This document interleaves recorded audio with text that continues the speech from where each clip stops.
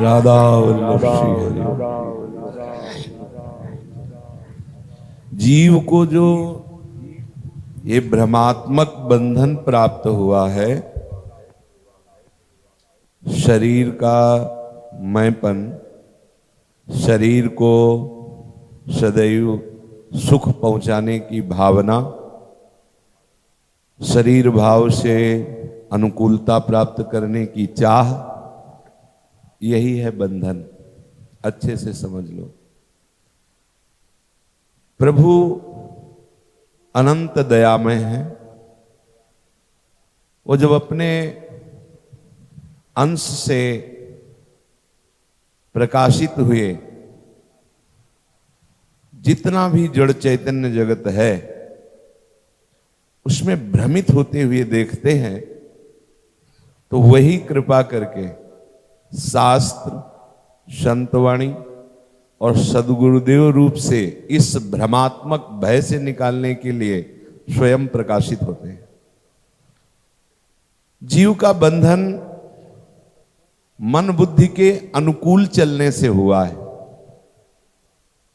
जीव का बंधन मन बुद्धि के अनुकूल चलने से हुआ है।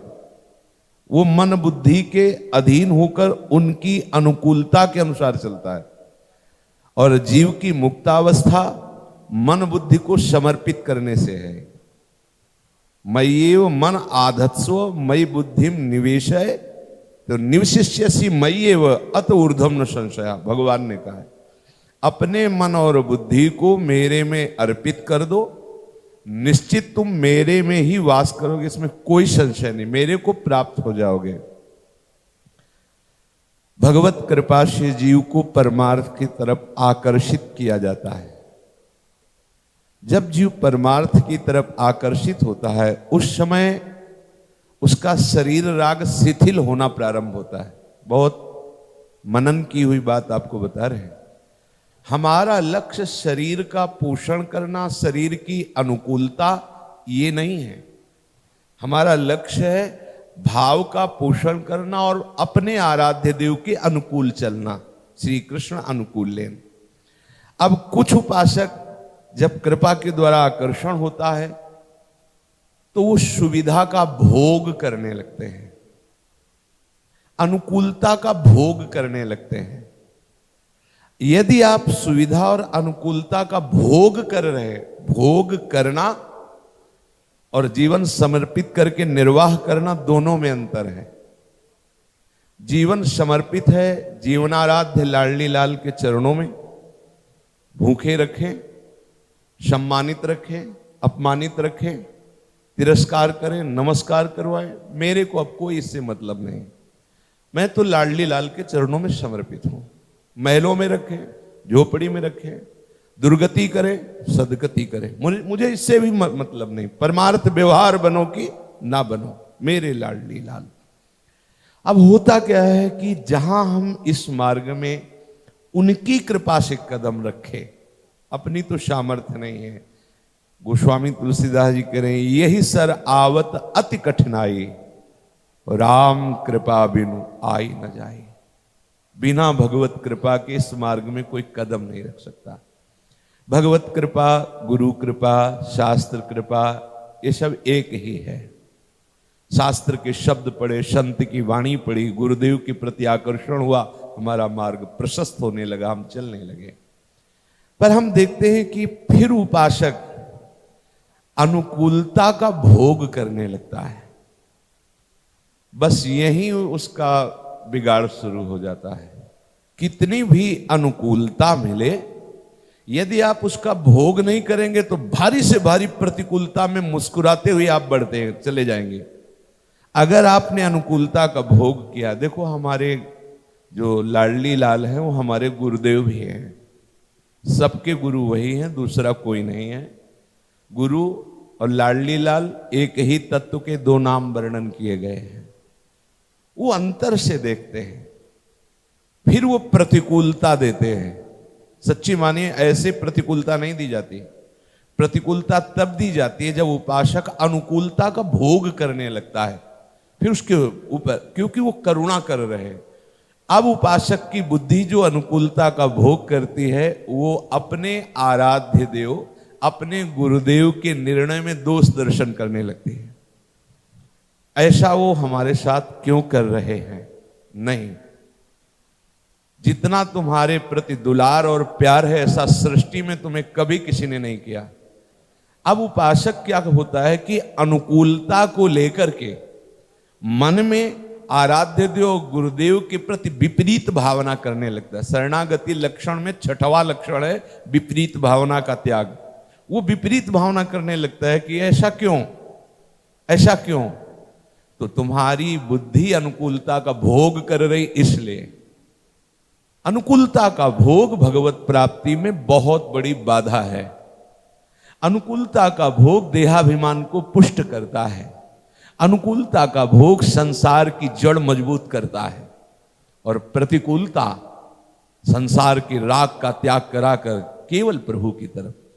आपको जो अनुकूलता मिली है परमार्थ की है, अगर आप उस अनुकूलता का भोग करेंगे तो परमार्थ में चलाने वाला ऐसी प्रतिकूलता देगा अंदर से और बाहर से कि आप संभल नहीं पाएंगे, और आपको विपरीत भावना का उदय करना निश्चित हो जाएगा हृदय में।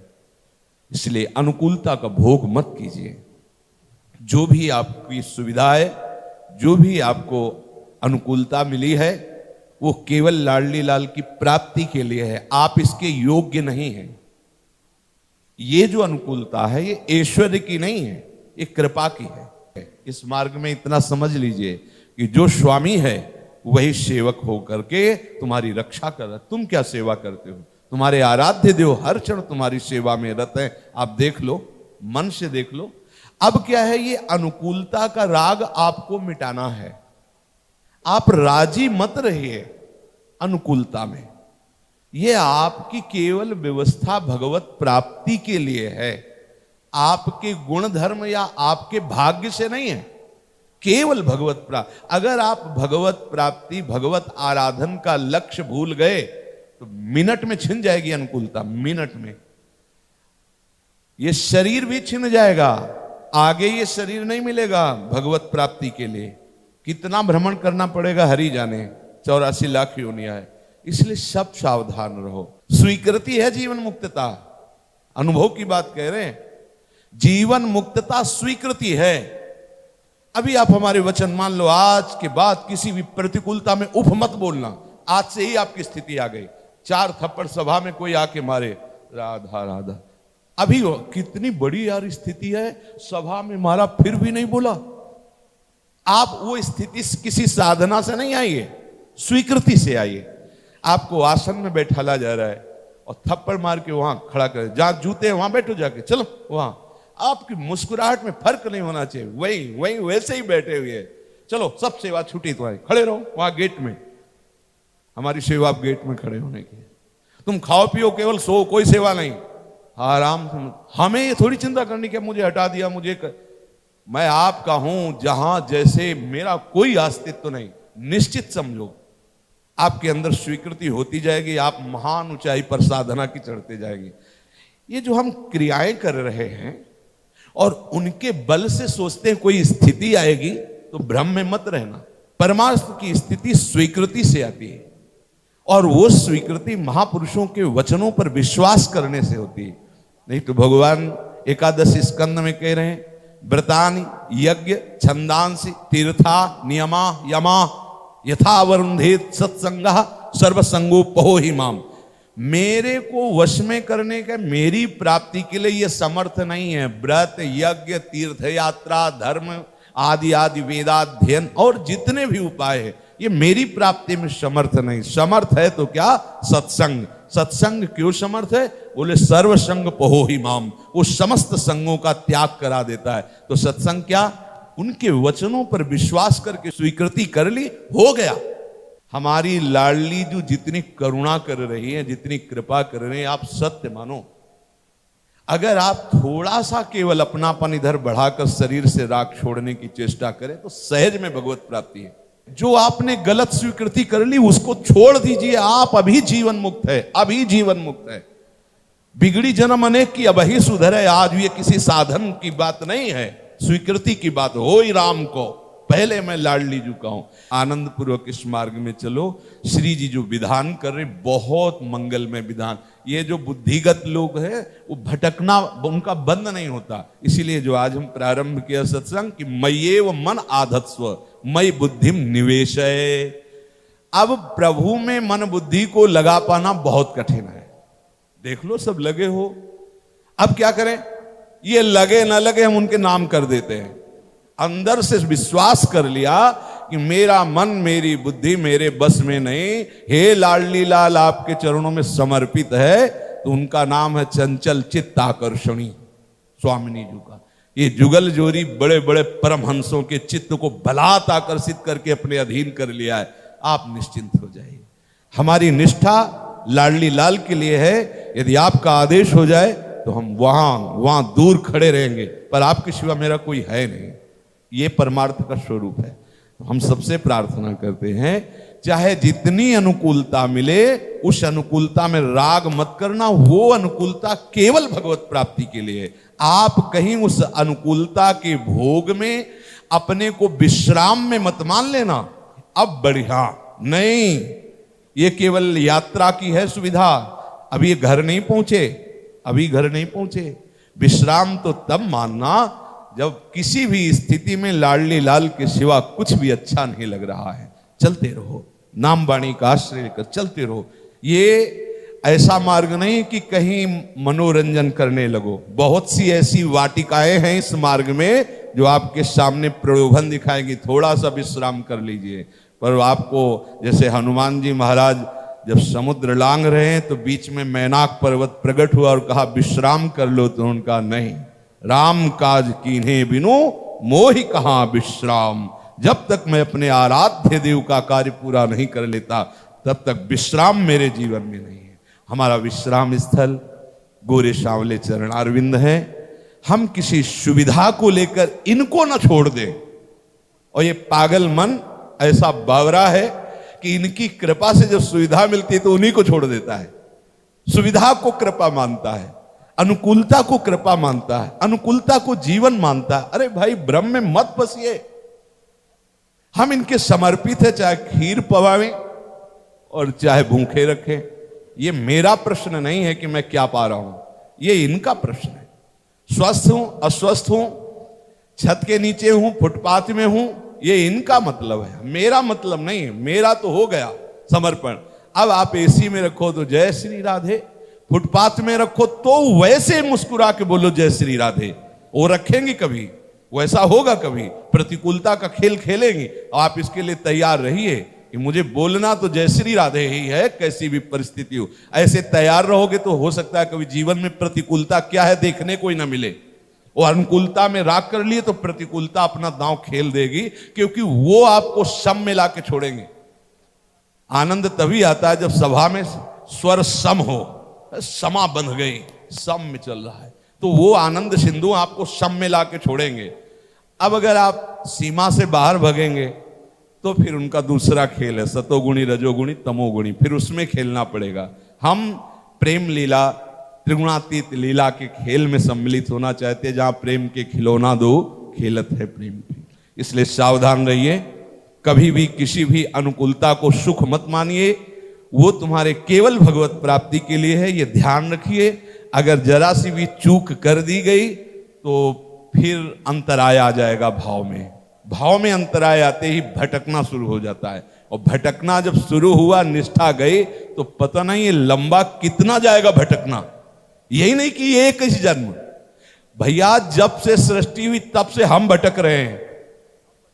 आज आके समझ में आया है कि हमारा भटकना कहां से शुरू हुआ था और कहां विश्राम मिला है। कितने कल्प व्यतीत हो गए भटकते हुए, लेकिन हमें कभी रास्ता नहीं मिला, इसी संसार में लगे रहे। आज गुरु कृपा से, हरि कृपा से हमें मार्ग मिल गया। मार्ग क्या मिल गया? हमारे लाडली लाल हमें मिल गए। आपको अनंत जन्मों की भटकन से मिटाने के लिए मार्ग मिला है। सावधान हो जाइए, चूकिएगा नहीं। हर श्वास आपकी सार्थक हो। राधा राधा राधा। शरीर में बल है, खूब सुख देने की भावना में मगन रहो। सुख देवे को चाव चित, सब सोहित निष्काम, या सुधर्म हरिवंश को। नाम गिरा विश्राम, नाम चल रहा है, वाणी गायन कर रहे हैं, शरीर से खूब सेवा कर रहे हैं। सब में सुख की भावना, कैसे इसको सुख पहुंचाए। सब में संत भावना, अपने में दास भावना। अपने संत नहीं हैं, अपने तो चरणों में समर्पित एक तुच्छ अधम सेवक है, जिन्हें कृपा करके पूर्ण काम प्रभु ने स्वीकार कर लिया है। पर ये सब संत है, ऐसी भावना। त्रणादपि सुनी चेन, अपने को सबसे नीचा। सब देखो, छोटे छोटे बच्चे हैं, प्रियालाल का नाम कीर्तन प्रणाम है। जो हरिवंश को नाम सुनावे, तन मन प्राण तासु बलिहारी। सेवक जी कह, जो हरिवंश गिरा जस गावे, सर्वसु देहु तासु पर। जो श्रीमद चतुरासी जी राधा सुधा जी का गायन कर रहे हैं, जो राधा राधा बोल रहे, जो राधा वल्लभ बोल रहे, जो प्रभु का नाम ले रहे हैं, उनके चरणों में हमारा तन मन प्राण न्यौछावर है, समर्पित। हम इस भावना में आए, जो हमारी उपासना है, सबसे झुक के, सब में प्रभु विराज, सब में मंत्र विराजमान, सब में नाम विराजमान है। अपना मार्ग आप समझ लेंगे तो आपको, जो हम कहते रहते हैं, भगवत प्राप्ति कोई कठिन नहीं, निश्चित भगवत प्राप्ति हो जाएगी। और वो बात भगवान कह रहे हैं, सर्वधर्मान परित्यज्य मामेकम शरणम ब्रज, तो हम त्वाम सर्व पापेभ्यो मोक्षयिष्यामि मा शुचा। मैं करूंगा। तो जहां प्रभु बोल रहे हैं, और वो प्रभु जहां मोर मुकुट रखे हैं, हम उस बल से कहते हैं, तो हमारे लिए तो भगवत प्राप्ति ऐसे है। तुम्हें लगता है बहुत बड़ी बात है, हमारे लिए ऐसे है भगवत प्राप्ति। ऐसे किसके बल से? लाडली जू के बल से। क्योंकि हम लाडली जू का स्वभाव और प्रभाव गुरु कृपा से कुछ जानते हैं। ऐसा स्वभाव और ऐसा प्रभाव अनंत ब्रह्मांडों में कहीं भी किसी का नहीं है। ऐसी हमारी लाडली जू, बस हमें समिट करके एकमात्र युगल सरकार, हमारी अनुकूलता युगल सरकार है, विषय नहीं, व्यवस्था नहीं, लोग नहीं है। अगर इधर दृष्टि रखी तो फिर गड़बड़ हो जाएगा। इधर दृष्टि रहे, जय हो राधा राधा, यहां तक छके हैं तो राधा राधा।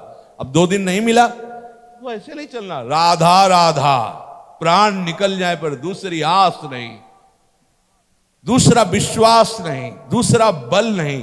भगवत प्राप्ति क्या है? केवल भ्रम मिटना ही भगवत प्राप्ति है। भगवत प्राप्ति कोई उतरती नहीं है। शरीर राग से द्वंद्व हमें परेशान करते हैं, शरीर राग छूटा कि द्वंद्वातीत हो गए, यही भगवत प्राप्ति। आगे भगवत प्रेम की यात्रा स्वयं हो जाती है। शरीर राग ही भगवत प्रेम में बाधक है। भगवत प्राप्ति कोई कठिन बात है। भगवत प्राप्ति इतनी कठिन है कि अगर कई जन्मों में हो जाए तो भी बहुत सस्ता है।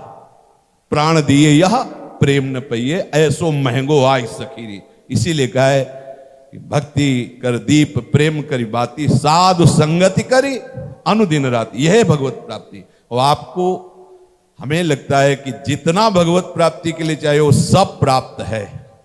अब चूक मत कीजिए। अनुकूलता के राग में फंसकर आराध्य देव गुरुदेव के प्रति विपरीत भावना ले आना, ये बहुत बड़ी घाटे की बात है। तुम्हारा पोषण अहेतु की कृपा से हो रहा है। यहां तो केवल वो दे ही रहे हैं, तुम्हारे पास है क्या इनके देने के लिए? अगर आप कहते हो कि कुछ तो, अरे वो सब पहले से उन्हीं का दिया हुआ है तुम्हारे पास। तुम्हारा शरीर, तुम्हारी बुद्धि, तुम्हारा धन, तुम्हारा लोक पर उन्हीं का सब दिया हुआ है। भ्रम मिटा देना है केवल। तो दियम वस्तु गोविंदम तो भ्रमेयो, सावधान चलो, बहुत कम समय है। हम कुछ करने के लिए नहीं कहते, हम होने के लिए कहते हैं। होने में जो जो बाधा है उसको समझ लीजिए बस। अगर होने में आपके कोई भी बाधा पहुंचा रहा है उसको त्याग कर दीजिए, बिल्कुल सकुचाइए मत। जासे होए स्नेह राम पद ए तो मतो हमारो। गोस्वामी जी के जिस प्रकार से आराध्य देव के चरणों में प्रेम हो जाए बस। अब हम इनके सहारे प्रेम दें या न दें, इनके सहारे हैं हमें कोई, बिल्कुल समझो हम हर समय नाचते रहते हैं अंदर से। इनकी तरफ देख देख के नाचते रहते हैं, इनकी कृपा को देख देख के नाचते रहते हैं। तो आप क्यों नहीं नाच सकते? आप कुछ और देखना चाहते हैं, आप कुछ और पाना चाहते हैं, आप किसी और को अपना सुख मान रहे हैं। बस इस बात से आप हटिए, फिर आप देख लीजिए हमारी श्री जी का नाम अलबेली है, अलबेली अपार मस्ती। जो अपार मस्ती में होता है ना, वो लुटाता रहता है। करुणा कर उदार राखत कछु न सार, देते रहे। बस इनके हो जाओ, इनके होने में इनके द्वारा दी हुई अनुकूलता को भी अपनी नहीं मानना। वो केवल आपके जीवन का भरण पोषण का ठेका लिए हैं, वो कर रहे हैं। अगर कल वो हमारे साथ पूरी की पूरी प्रतिकूलता का खेल रच दे तो हमको वैसे ही रहना जैसे आज रहना है। कभी अनुकूलता को कृपा मत मान लेना। अनुकूलता केवल भगवत प्राप्ति के लिए दी गई है। अगर वो लक्ष्य छूट गया तो ये भी अनुकूलता छूट जाएगी, शरीर भी छूट जाएगा। पता नहीं कब अब सृष्टि चक्र में हमें शरीर मिले हो, ऐसा संयोग मिले। बार बार तो बनत नहीं आ संयोग अनूप, मानुष तन वृंदा विपिन रसकन संग भी। खूब आनंद लाभ कीजिए, पर सावधान रहिए। राधा वल्लभ श्री हरि।